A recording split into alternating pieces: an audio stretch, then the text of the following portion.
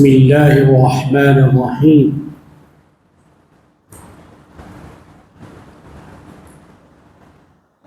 فاسألوا أهل الذکر إن كنتم لا تعلمون قال سبحانه وتعالى إن الله وملائكته يصلون على النبي يا أيها الذين آمنوا صلوا عليه وسلموا تسليما اللهم صل على سيدنا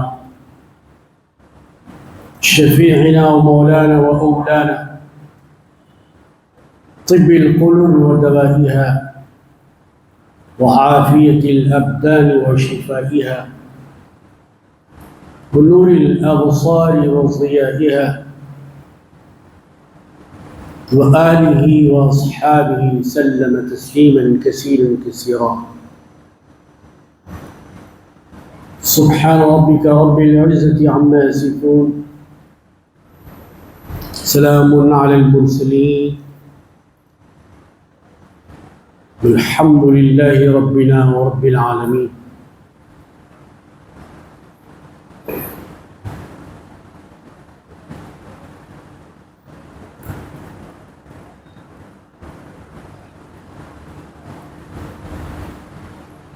بچے کو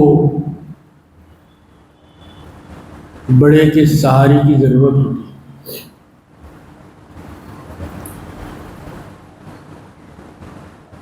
شاگرد استاد کے بغیر آگے نہیں بڑھ سکتا.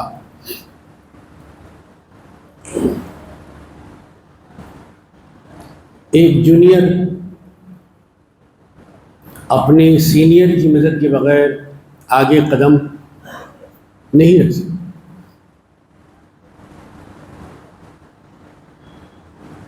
ایسے ہی اس دنیا میں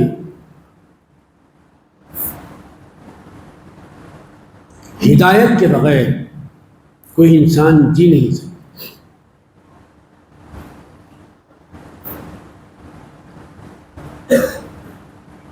وہ راستہ جو سیدھا ہے، سچا بھی ہے اور اچھا بھی ہے.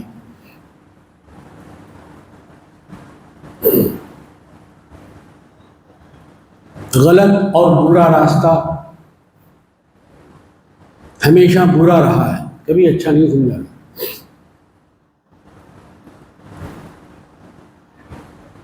اسلام جس کو کہتے ہیں وہ اچھائی کا مذہب ہے، جھوٹ کا نہیں بلکہ سچائی کا مذہب.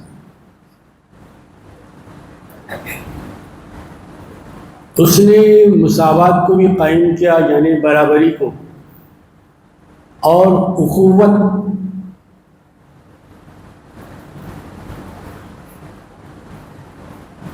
اپنے پاس اگر کچھ ہے اس میں سے کچھ تھوڑا دے دینا یا آدھا دے دینا، آدھا اپنے پاس رکھ لینا، یہ برابری ہے. یہ بھی اچھی بات ہے. اگر کوئی اپنے آپ کو انسان کہہ رہا ہے تو انسان کے اندر یہ صفت ہونی چاہیے.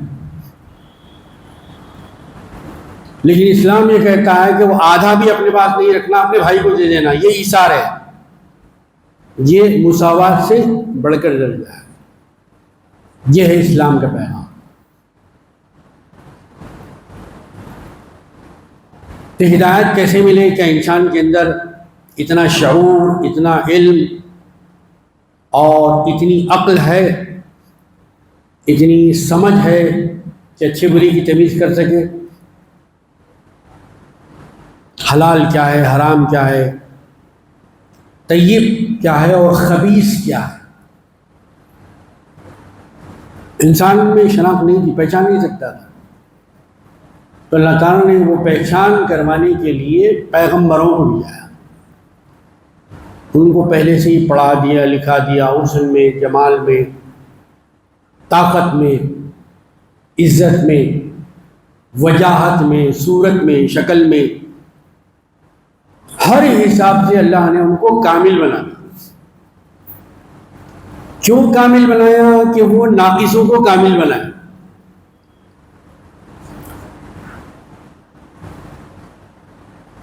ایک آدمی اپنی ذات اور صفات میں ناقص ہے، ناتمام، نامکمل، ادھورا، تو کامل بنانے کے لیے کامل کی ضرورت تھی۔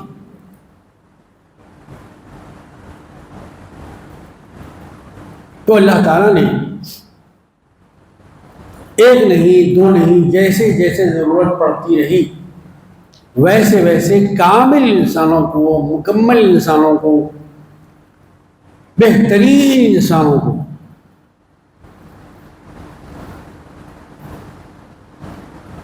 کہ جب وہ دنیا میں آتے تو ان سے بہترین کوئی آدمی نہیں ہو سکتا تھا، کیونکہ اللہ کا قانون ہے، اللہ کا فیصلہ ہے، اللہ کی مرضی ہے۔ جب پیغمبر آتے ہیں اس دور کے سارے انسانوں سے اونچے ہوتے ہیں مرتبے میں، علم میں، شکل میں، صورت میں، خوبصورتی میں، جمال میں، کمال میں، سخاوت میں، ہر چیز میں بڑے ہوئے ہوتے ہیں۔ تو وہ جو آئے فرشتوں کی ہدایت کے لیے نہیں آئے، پیغمبر کو جو بھیجا گیا فرشتوں کے لیے نہیں بھیجا گیا، پیغمبروں کو جو بھیجا گیا زمین پر رہنے والے انسانوں کے لیے بھیجا گیا۔ انسان کا مطلب وہ ذات و ہستی جو اپنے دوسرے سے محبت کرے، انس، انسان سے انس ہے۔ اگر یہ بھی مار دھاڑ کرنے لگے، قتل کرنے لگے، نفرت کرنے لگے، دشمنی کرنے لگے، تو پھر یہ انسان کہاں سے ہوا؟ یہ تو جانور ہوگا۔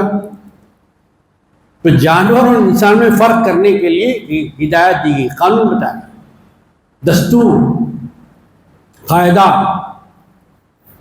جنگل کے جانوروں کے لیے کوئی قانون نہیں ہے، لیکن اگر آپ انسان ہیں، آدمی ہیں،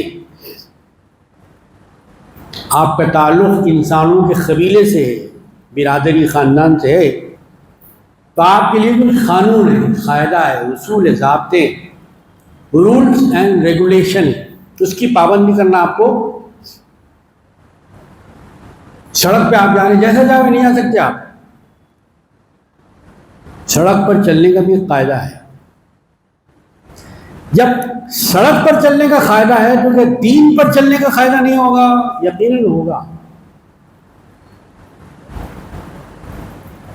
جیسے سڑک پر غلط چلنے سے چالان ہوتا ہے، ویسے ہی شریعت میں بھی غلط چلنے پر چالان ہوتا ہے، جرمانہ ہوتا ہے، سزا ہوتی ہے۔ کیوں غلط چلے آپ؟ جبکہ آپ کو سب بتا دیا گیا تھا۔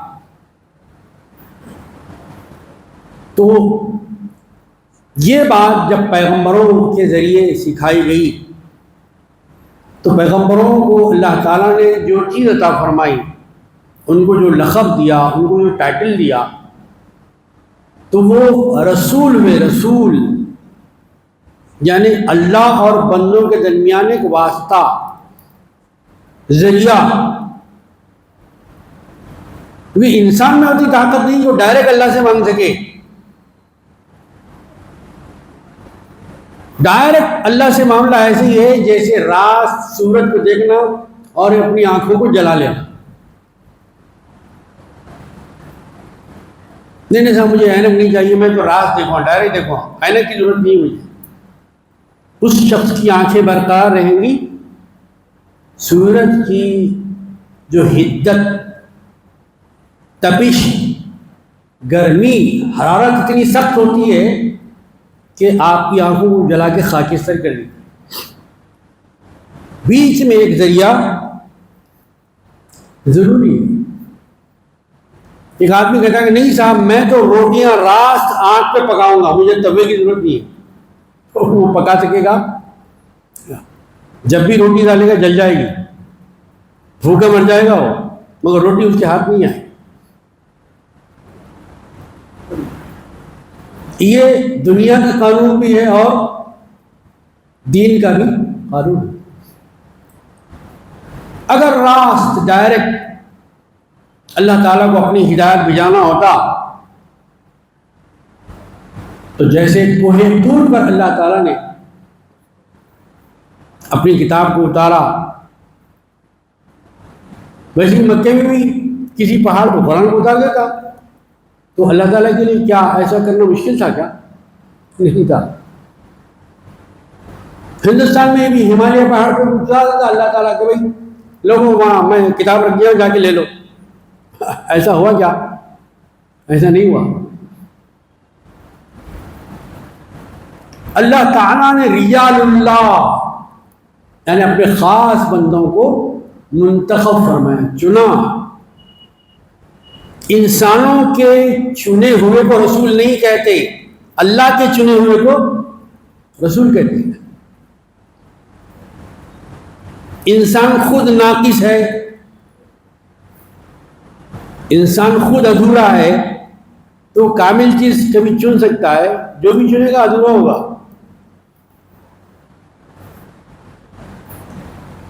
ایک چیز آدمی کوئی بنا رہا ہے وہ خود ان پڑھ ہے، موٹی زبان میں جاہل ہے، تو کیا بنائے گا؟ جو بھی بنائے گا بالکل کمزور بودا ہوگا، بودا بالکل ایسے ہی جیسے مکڑی کا جالا، کرتے ہی ختم ہو.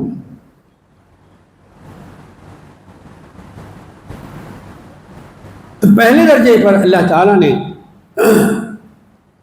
لوگوں کے لیے، دنیا کے انسانوں کے لیے جو شخصیتیں چنا، جن کا انتخاب کیا، ان کو اللہ نے فرمایا کہ یہ رسول ہے. رسول یعنی ان کا تعلق اللہ سے بھی ہے، ان کا تعلق بندوں سے بھی، دونوں کے بیچ میں ہے. اور ایک لفظ سے بھی اللہ تعالیٰ نے ان کو یاد کیا. رسول چاہے وہ نبی ہے، نبی کا مطلب ان کو جو حاضر چیزیں ہیں اس کا بھی علم ہوتا ہے، جو حاضر نہیں ہے غائب ہے اس کا بھی علم ہوتا ہے. نبی کی خصوصیت ہوتی ہے، عام انسان کو نہیں معلوم ہوتا، اور نبی کو بھی اللہ کے بتانے سے ہی معلوم ہوتا ہے. لیکن اللہ ہر کسی کو نہیں بتاتا، جس کو بتانا ہے انہیں کو بتاتا.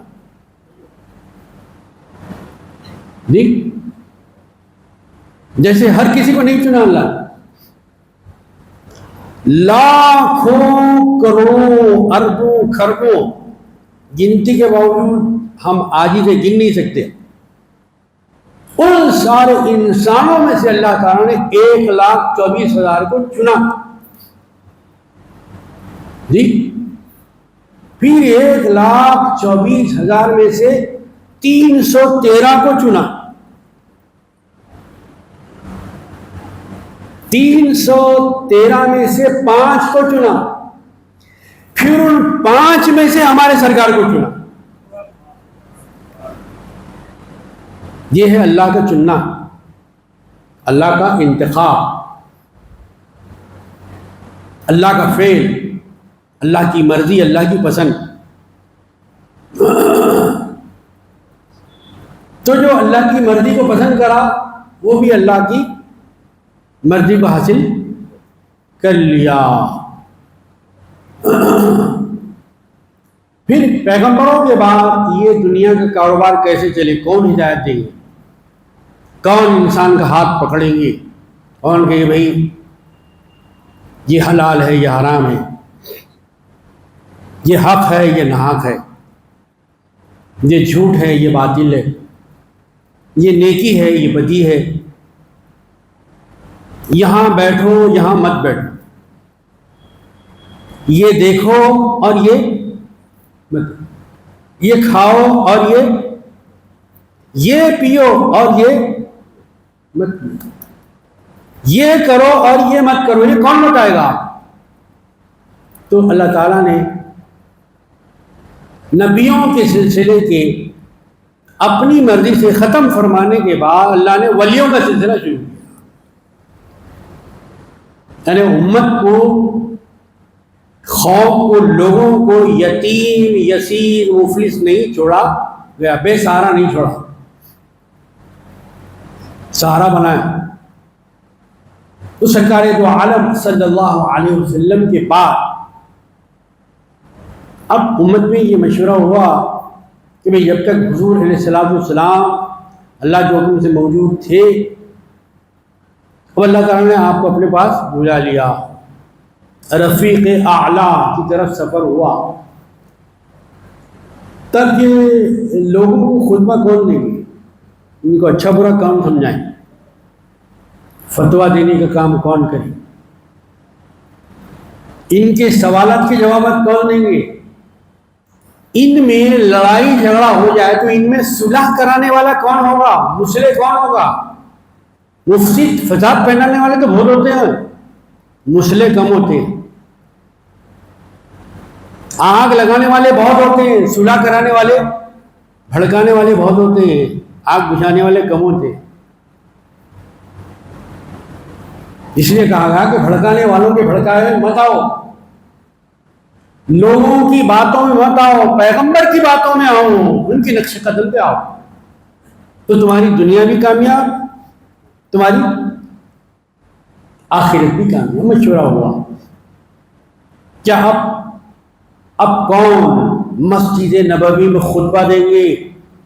جب تک سرکار تھے سرکار کے مقام پہ پہنچ جا سکتا ہے، یہ بھی نہیں تھا. پیغمبر ہے، امتی معلم ہے، متعلم. تو سب میں مشورہ ہوا. کچھ ایسی نشانیاں ہیں، کچھ ایسی علامتیں ہیں کہ سرکار دو عالم صلی اللہ علیہ وسلم نے جب مکہ شریف سے مدینہ شریف کو سفر کیا، ہجرت چھوڑنا، ہاجرہ یہجر کے معنی آتے ایک زمین کو چھوڑ دینا، دوسری زمین کی طرف جانا، تو پھر وہیں رہنا. سافرہ یسافر بھی معنی ہے زمین پہ جانا پھر واپس آ جانا اپنی جگہ واپس، دونوں میں جانا ہے، مگر ایک جانا الگ ہے، ایک جانا الگ، دونوں میں فرق. تو جب سرکار دو عالم صلی اللہ علیہ وسلم مکہ شریف سے مدینہ شریف گئے تو آپ نے مختلف اپنی صحبت، اپنی سنگت میں آپ نے رکھ کر اپنا جو رنگ چڑھایا تھا ان کو ایک خاص کاموں کے لیے منتخب کیا. سیدنا علی مرتضی رضی اللہ تعالی عنہ جو سرکار دو عالم صلی اللہ علیہ وسلم نے ہجرت جانے سے پہلے ارشاد فرمایا کہ بھئی مکے کے کچھ لوگوں نے میرے پاس امانتیں رکھوائی ہیں.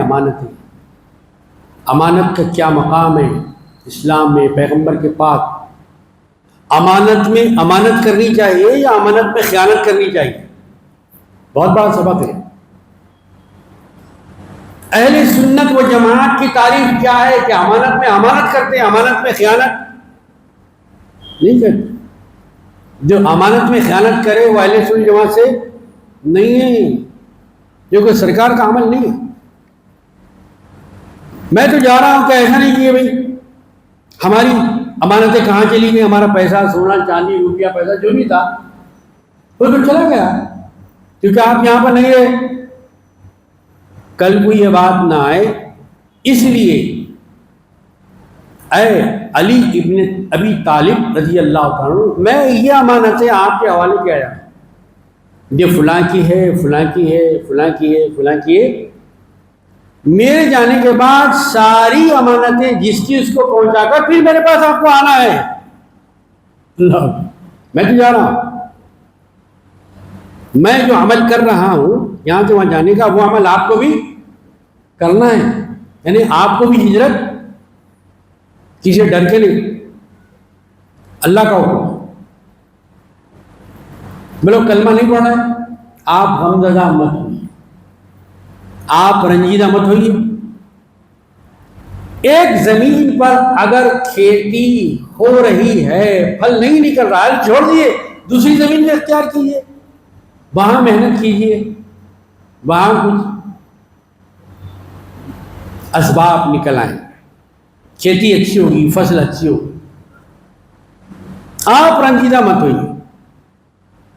تو سیدنا علی مرتضیٰ رضی اللہ تعالیٰ عنہ سرکار دو عالم صلی اللہ علیہ وسلم نے امانت دی، عطا فرمائے، اس کے ساتھ اپنا بستر شریف بھی دیا، کہا ادھر ادھر نہیں سونا، میرے بستر پہ سونا، جہاں نہیں، میرے بستر پہ سونا۔ دیکھیے سرکار دو عالم علیہ السلام کے بستر کی یہ کرامت معجزہ ہے کہ سیدنا علی کو بچایا، تو سرکار کی ذات کا معاملہ کیا ہوگا؟ جو سرکار کے بستر پہ سو گئے، کہا کہ علی فرشتے حفاظت کریں گے، فرشتے، تو عام مومن کے لیے بھی کہا گیا، لیکن کیا ہم نے اس کو حاصل کیا سرکار کی سنت سے؟ لوگ لاکھوں روپیہ لگا کر حفاظتی گارڈ، سیکیورٹی گارڈ اپنے اپنے گھروں پر، اپنے اطراف لگاتے۔ سرکار نے فرمایا کہ جو آدمی مومن مسلمان سوتے ہو آیت الکرسی پڑھ کے سوتا ہے، فرشتے اس کی حفاظت سے وعدہ کرتے ہیں۔ فرشتے نوری مخلوق، انسان خاکی مخلوق، خاکی مٹی سے بنے ہوئے پتلے کی حفاظت نور سے بنی ہوئی مخلوق کر رہی ہے۔ یہ ہے آیت الکرسی کا اعجاز۔ عام انسان جب پڑھتا ہے، سرکار جب پڑھے تو جن کے اوپر قرآن نازل ہوا اللہ، تو بہرحال وہ امانتیں لوٹانے کا کام سرکار نے حضرت سیدنا علی رضی اللہ عنہ کے حوالے کر دیا۔ اب ساتھ لے جانا ہے، سفر میں جانا ہے تو کوئی ہم سفر چاہیے۔ سفر پیسوں سے نہیں ہوتا، سفر اچھی اچھی ہوٹلوں سے نہیں ہوتا، سفر تو ہم سفر سے ہوتا ہے۔ اس بات سے جو آپ کا ہم سفر ہونا، ساتھ میں چلنے والا ہم خیال ہو۔ بزرگوں نے شاید اسی بنیاد پہ کہا، سونے کو گھس کے دیکھو، آدمی میں بس کے دیکھو۔ سفر میں چلے گئے تو معلوم ہوگا، عجلت پسند ہے، جلدی کرنے والا ہے، بھوک کو، پیاس کو، سردی کو، گرمی کو، بارش کو، سیلاب کو، طوفان کو برداشت کرتا ہے نہیں برداشت کرتا ہے؟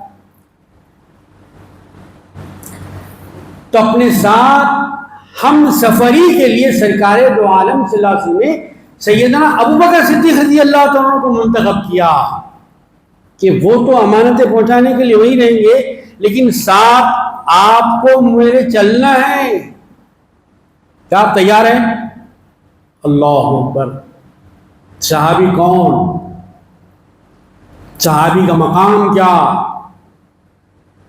صحابی کا مرتبہ کیا؟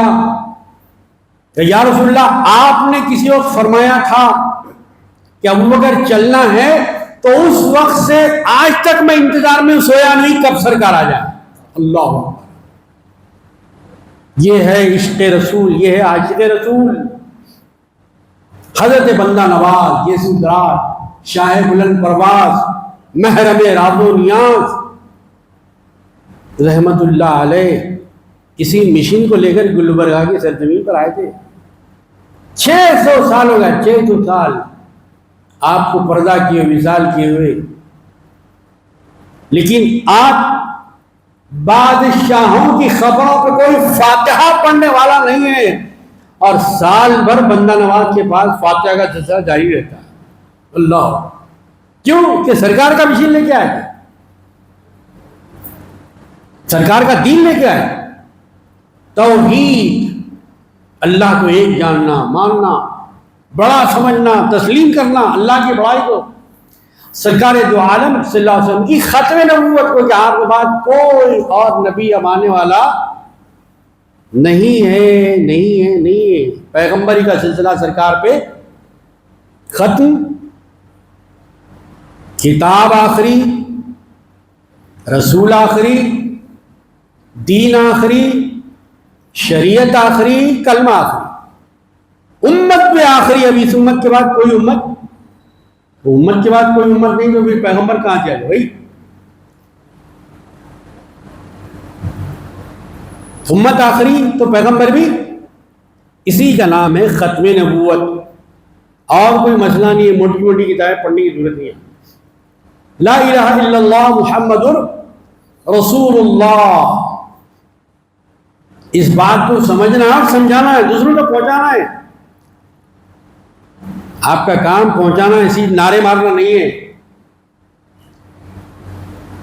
حقیقت کو پہنچانا ہے. حضرت بندہ نواز یسوع دراز رحمۃ اللہ علیہ نے بلا کسی لحاظ مذہب و نسل ہر آدمی کو پیغام پہنچایا. جی ہر قسم کے آدمی، ہر ذات کے آدمی، ہر طبقے کے، ہر کاسٹ کے آدمی آپ کے پاس آتے تھے. ہر قوم کو لوگ آتے تھے. کسی کو آپ نہ نہیں فرماتے تھے. یعنی ہر ایک سے آپ کی صلح تھی، کسی سے آپ کی لڑائی نہیں تھی. جبھی تو آپ کی خدمت میں مسلمانوں سے زیادہ غیر مسلم آتے. غیر مسلم کیوں آتے ہیں؟ کبھی آپ نے غور فرمایا؟ جہاں اللہ کا نیک بندہ اللہ کے پیغام کو اللہ کے بندوں تک امن سے، سکون سے پہنچاتا ہے، تربیت دیتا ہے، صحیح سیدھا راستہ بتاتا ہے، اس جگہ کو کہتے ہیں خانقاہ. اور جہاں وہ اللہ کا بندہ اپنے وصال کے بعد آرام کرتا ہے، اس کا نام ہے درگاہ. اور جہاں عام مسلمانوں کو دفن کیا جاتا ہے، اس کا نام ہے قبرستان. قبرستان میں، درگاہ میں، خانقاہ میں فرق ہے.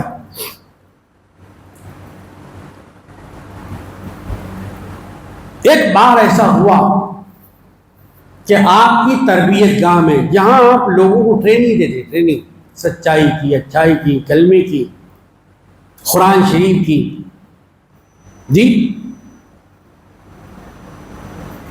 ایک صاحب آ گئے جو غیر مومن تھے، کلمہ نہیں پڑھا، غیر مومن.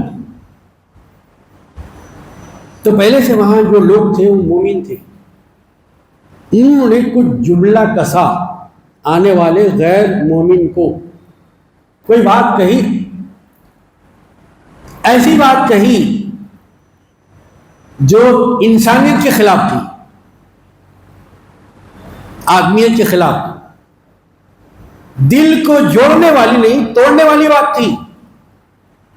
پسندیدہ نہیں بلکہ غیر پسندیدہ بات تھی. وہ جو صاحب آئے تھے، کچھ سمجھ کے آئے تھے، ان کے دل کو بڑی تکلیف ہوئی. بات ہوتے ہوتے حضرت سید محمد حسینیہ، اصل نام آپ کا سید محمد ہے، عرفیت میں آپ کو بندہ نواز یسوع دراز رحمۃ اللہ علیہ کہا جاتا. آپ تک وہ بات پہنچی کہ ایک صاحب غیر مومن صاحب آئے، اور وہاں جو پہلے سے لوگ مومن بیٹھے، انہوں نے ان بھائی کچھ بات کہہ دی جس کی وجہ سے ان کا دل دکھ گیا، دل توڑ جا گیا. آپ نے اسی وقت ان لوگوں کو بلایا. میں نے سنا ہے کہ آپ لوگوں نے وہ جو جناب آئے تھے ان کے بارے میں کچھ کہا جو مناسب بات نہیں تھی، اچھی بات نہیں تھی، صحیح بات نہیں تھی، غلط تھی. کیا آپ لوگوں نے ایسا کیا، ایسا کہا؟ ان لوگوں نے کہا کہ ہاں. کیوں کہا؟ کیا کہ غیر مومن تھے. اب جہاں سے اللہ والوں کی انسانیت کا فلسفہ کیا ہے، سماعت کی ہے. سماعت ولی کس کو کہا جاتا ہے، ولی کیسا ہوتا ہے، ولی کی صفات کیا ہوتی ہے، قرآن میں اولیاء اللہ کی صفات کیا بیان کی گئی ہے. اولیاء اللہ کا لفظ کیا دنیا کسی مفتی کا بنایا ہوا ہے یا قرآن شریف میں آیا ہے؟ غلط فہمیوں کو دور کیا جا رہا ہے، کریکشن کیا رہا ہے، کریکشن. کیا خدا کے بندو، وہ غیر مومن تو ضرور ہے، کیا خدا کا بندہ نہیں ہے؟ انسان تو نہیں ہے، وہ انسان ہے. وہ انسان کلمہ نہیں پڑھا الگ بات ہے، ایمان نہیں لایا الگ بات ہے، اسلام قبول نہیں کیا الگ بات ہے، لیکن وہ خدا کا بندہ تو ہے. یہ تھا بندگان خدائے نیک کا تصور انسانوں کے متعلق. کہ اللہ تعالیٰ جیسے تم کو رزق دے رہا ہے ان کا بھی رزاق ہے. کیا کافر ہونے کی وجہ سے اللہ تعالیٰ کو رزق نہیں دے رہا ہے؟ کیا وہ آسمان کے نیچے زندگی گزارتے ہیں؟ کیا ان کو پانی پینے کا حق نہیں ہے؟ کیا وہ زمین پر ہوا اور سانس نہیں لے سکتے؟ کیا وہ کھانا نہیں کھا سکتے؟ کیا کپڑے پہننے کا حق ان کو نہیں ہے؟ کہا کہ حضور سب ہے. کہا یہ حق تم نے کیسے چھینا جو خدا کے بندے؟ اللہ اکبر. یہ پیغام تھا حضرت خواجہ بندہ نواز. کیونکہ جو بھی آپ کے پاس آتا کپڑے سے، لتے سے، روپیے سے، پیسے سے، کھانے سے، آپ اس کو سرفراز کرتے تھے، دیتے تھے، نوازتے تھے. اس لیے آپ کا نام ہو گیا بندہ نواز. خدا کے بندوں کو دیتے تھے، جو بھی خدا کا بندہ آتا تھا اس کو دیتے تھے. غریب کہتے ہیں اس آدمی کو جو اپنے ملک میں نہ ہو، مسافر ہو، غریب الوطن. اٹھائیے فرنگ آصفیہ، اٹھائیے قاموس، اٹھائیے سید احمد دہلوی کی لغات کشوری اٹھائیے، دیکھ لیجیے اس کے اندر غریب کس کو کہتے ہیں؟ غریب الدیار، غریب الوطن. یعنی وہ آدمی جو اپنے وطن میں نہ ہو، مسافر ہو، پردیس میں ہو، اس کو بھی غریب کہتے ہیں. تو ایسے ساری دنیا سے لوگ اجمیر میں آتے تھے، ان کو آپ نوازتے تھے، اس لیے آپ کا نام ہے غریب نواز. سمجھیے بات.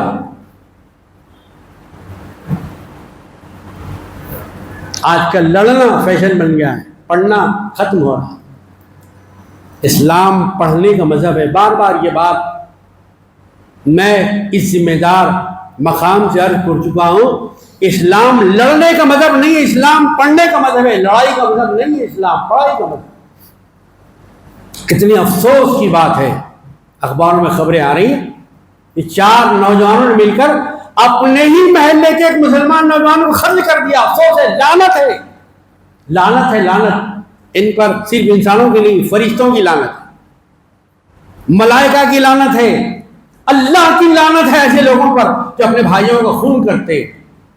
ذرا ذرا سی بات پہ دشمنیوں کو ختم کیا اسلام نے،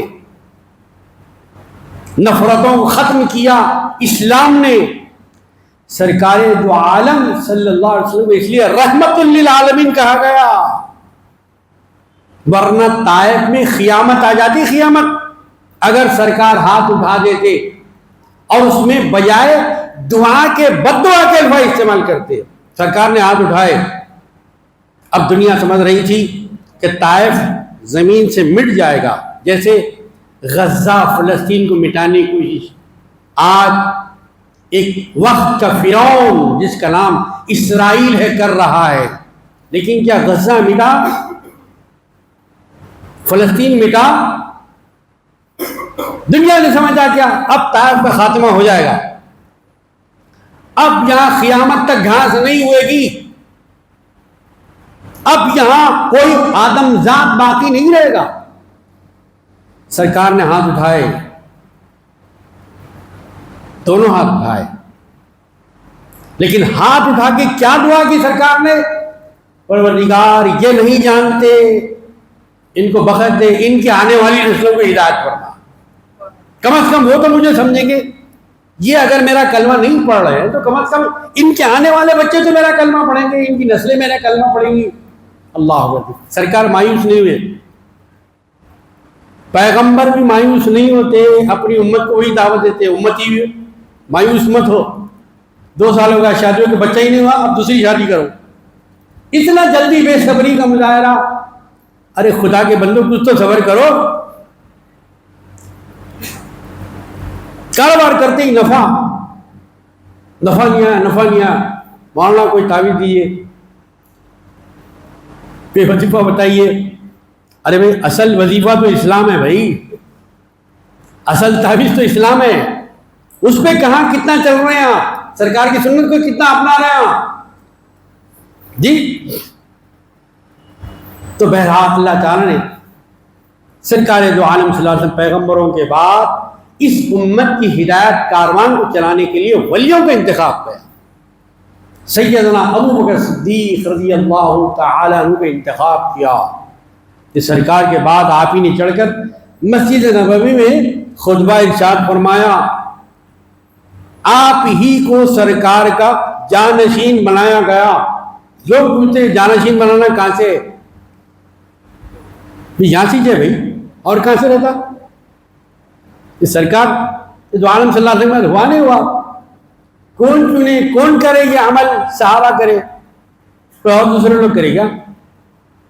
پھر آپ کے بعد سیدنا عمر فاروق رضی اللہ، پھر آپ کے بعد سیدنا عثمان غنی رضی اللہ، پھر آپ کے بعد سیدنا علی مرتضی رضی اللہ. یہاں تک وہ حکومت چلی جس کو حکومت نہیں بلکہ خلافت کہا جاتا، جس کی مثال اس ملک کے بابائے قوم نے، اس ملک کے جس میں ہم رہتے بستے، جہاں سے ہماری شناخت ہے، اس ملک کے بہت بڑے آدمی نے کہا، کیا کہا؟ ہندوستان کے لوگوں اگر حکومت کرنا چاہتے ہیں تو ابو بکر عمر کیسی حکومت کر رضی اللہ تعالی. ان کی حکومت انصاف پر تھی، ان کی حکومت سچائی پر تھی، ان کی حکومت حق پر تھی. اللہ روایتوں میں آتا ہے، بزرگوں نے بیان کیا، اگر کتابیں دیکھنے کا شوق ہے تو ٹٹول لیجیے، پیاسے کو پانی مل ہی جاتا ہے، مریض کو ڈاکٹر مل ہی جاتا ہے، مسافر کو منزل مل ہی جاتی ہے اگر تڑپ ہو. ایک مرتبہ مدینے کی زمین میں ایسا ہوا کہ زلزلے کی سی کیفیت، زمین ہلنے لگی.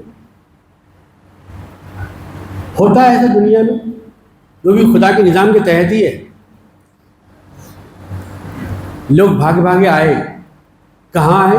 حضرت عمر فاروق رضی اللہ تعالی عنہ کی خدمت پہ. تو حضور آپ کے دور حکومت پہ، آپ جیسے خلیفہ راشد کے دور حکومت میں، خلافت میں یہ کیا ہو رہا ہے؟ کیا ہوا؟ آگے زمین ہل رہی ہے، زلزلے جیسی کیفیت ہے. آپ نے ان کو دلاسا دیا،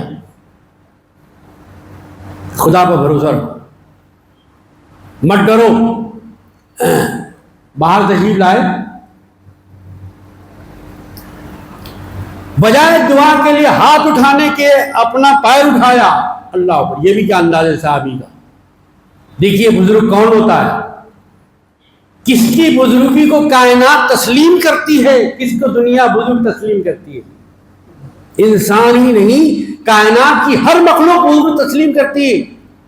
لوگوں نے دیکھا کہ خلیفہ دوم سیدنا عمر فاروق رضی اللہ تعالی عنہ نے اپنا پیر اٹھایا، پیر اٹھا کے زمین پہ مارا، مار کے کہا، اے زمین کیوں لرزتی ہے؟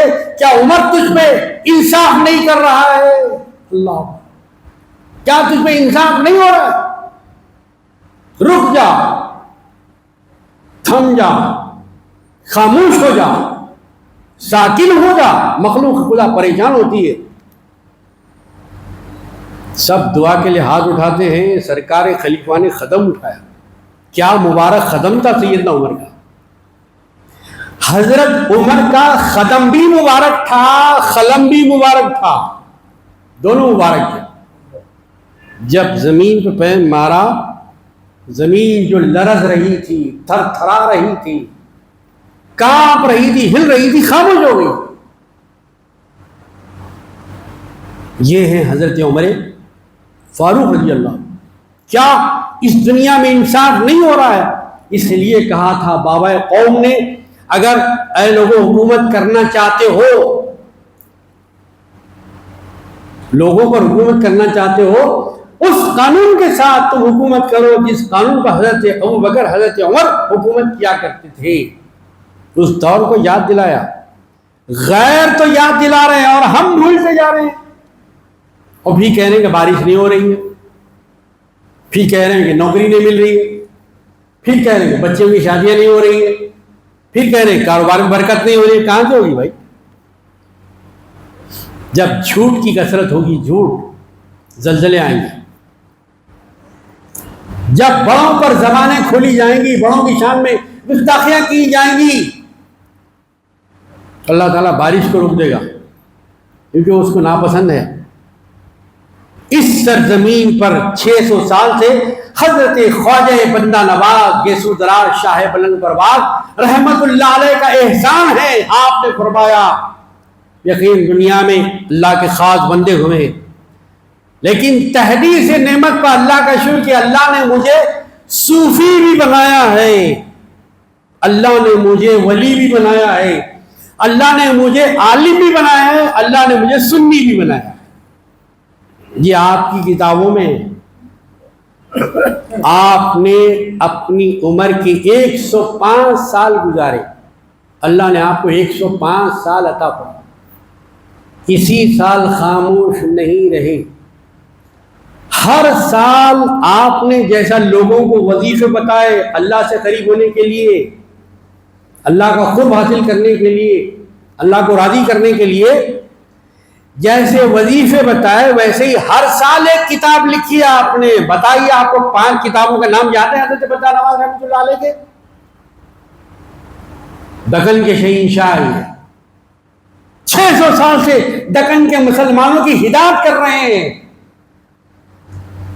خطبہ، منبر، اذانیں، مسجدیں اگر قائم ہے تو حضرت بندہ نواز گیسو دراز رحمۃ اللہ علیہ کا احسان ہے. خطیب پیدا ہو رہے ہیں، حضرت بندہ نواز گیسو دراز رحمۃ اللہ علیہ کا احسان. مفتی علماء دین پیدا ہو رہے ہیں، حضرت خواجہ بندہ نواز گیسو دراز رحمۃ اللہ علیہ کا احسان ہے. آپ نے بتایا اپنی خانقاہ کے ذریعے سے، اپنی مسجد کے ذریعے سے، اپنی نماز، اپنی عبادات، اپنے چلے کے ذریعے سے. تو وہ ہے حضرت خواجہ بندہ نواز گیسو دراز رحمۃ اللہ.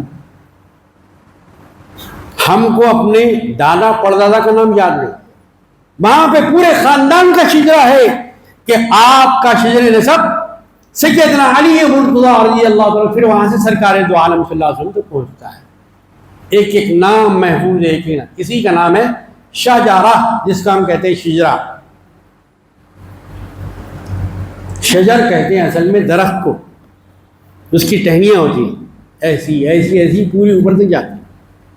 شجرہ بھی ہوتی، یہ ایک شاخ، ایک شاخ، ایک شاخ وہاں گئی، ایک شاخ ترکستان گئی، ایک شاخ ایران گئی، ایک شاخ ہندوستان گئی، ایک شاخ افغانستان گئی. یہ شجرہ کہلاتا ہے، شجرہ. اس طریقے سے آپ نے اس سرزمین پر لوگوں کو سچائی کا پیغام دیا. لا الہ الا اللہ محمد رسول اللہ. اس شخصیت کا نام ہے حضرت خواجہ بندہ نواز گیسو دراز. تفسیر قرآن شریف میں لکھی ہے آپ نے، کیا آپ کا علم ہے؟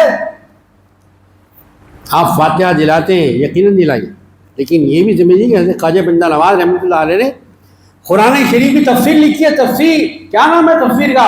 اگر آپ سے کوئی پوچھے کہ آپ گلبرگہ جاتے ہیں، آپ بندہ نواز رحمۃ اللہ علیہ کو مانتے ہیں، آپ کی تفسیر کا نام بتائیے، تو آپ خاموش رہیں گے؟ لمحوں کو سیجھے، بتانا پڑے گا آپ کو اگر آپ اس کا دعویٰ کرتے ہیں، نہیں تو پھر آپ کا دعویٰ جھوٹا ہے. سن لیجیے، آپ نے جو تفسیر لکھی اس تفسیر کا نام ہے تفسیر الملتخط. ہم نے قدر نہیں کی، یہ رکھی ہوئی ہے برطانیہ کے برٹش کے میوزیم میں رکھی ہوئی ہے، جو آپ نے اپنے قلم سے لکھی. ہم نے حفاظت نہیں کی، ہم نے حفاظت نہیں، ہم نے توجہ نہیں کی. آنے والا آ گیا لے گیا، لیکن پھر اللہ ان کو سلامت رکھے جنہوں نے منگوایا. یہ یہاں کی دولت ہے، یہاں چھپی. یہ بھی آپ کو نہیں معلوم کہ حیدرآباد بڑا خوش نصیب ہے، یہ تفسیر حیدرآباد میں چھپی، عربی میں بھی چھپی، اردو میں بھی چھپی. چلیے عربی کا نسخہ آپ کے پاس نہ ہو، کم از کم اردو کا تو ہونا چاہیے. ہے اردو کا نسخہ آپ کے پاس؟ اردو کا ترجمہ ہے حضرت خواجہ بندہ نواز گیسو دراز رحمۃ اللہ علیہ. کیا ہے اس میں؟ اس میں شریعت ہے. کیا ہے اس میں؟ اسلام ہے. کیا ہے اس میں؟ ایمان ہے. کیا ہے اس میں؟ سچائی ہے. کیا ہے اس میں؟ ایمانداری ہے، چاہے اس میں حقداروں کو ان کا حق دینا ہے۔ آج قتل ہو رہے ہیں، بیٹے باپوں کو قتل کر رہے ہیں، نازیبا جملے کہہ رہے ہیں، جھوٹی ان پر تہمتیں لگا رہے ہیں، جھوٹے کیس داخل کر رہے ہیں۔ عزیزان محترم، کہاں ہم کو جانا تھا اور کہاں ہم جا رہے ہیں؟ لوٹ آئیے کلبے کی طرف، لوٹ آئیے بڑوں کے راستے کی طرف، لوٹ آئیے بزرگوں کے راستے کی طرف۔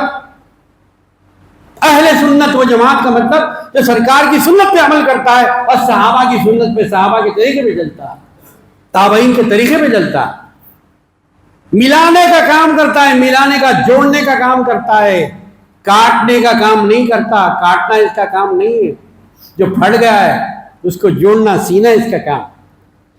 دین سے نکالنے کا کام حضرت بندہ نواز نے نہیں کیا، آپ نے دین میں داخل کرنے کا کام کیا، دین میں لانے کا کام کیا۔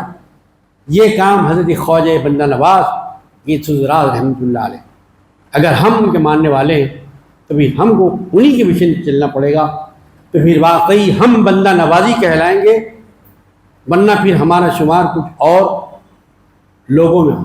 عمل سے زندگی بنتی ہے، جنت بھی جہنم بھی۔ یہ خاکی اپنی فطرت میں نہ نوری ہے نہ ناری ہے۔